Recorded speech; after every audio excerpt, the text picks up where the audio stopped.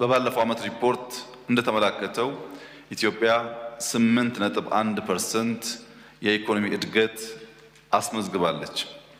በዚህ ዓመት ለሰብሳራ ሀገራት የተሰጠው ግምት ከአምናው እምብዛም የራቀ ባይሆንም ኢትዮጵያ 8.4% ለማደግ አቅዳ ይህንን ለመተግበር ከፍተኛ ጥረት እያደረገች ትገኛለች።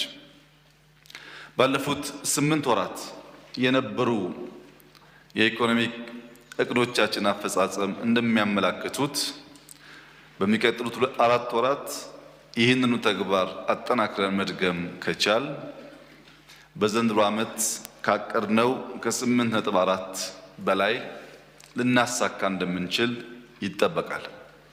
ባለፉት 5-6 ዓመታት በተሰሩ ስራዎች ዘንድሮ ብቻ የአነስተኛ አርሶ አደሮች የሰብል ሽፋን ከ17.5 ሚሊዮን ሄክታር ወደ 20.5 ሚሊዮን ሄክታር ማደግ ችሏል። ይሄ ትልቅ እመርታ ነው። ኩታ ገጠም የሚል እንቅስቃሴ መጀመራችን በግልጽ የሚታወስ ሲሆን እስከ ባለፈው ዓመት ድረስ 8.7 ሚሊዮን ሄክታር መሬት በኩታ ገጠም የተሸፈነ ቢሆንም ዘንድሮ ወደ 11.8 ሚሊዮን ሄክታር ማደግ ችሏል።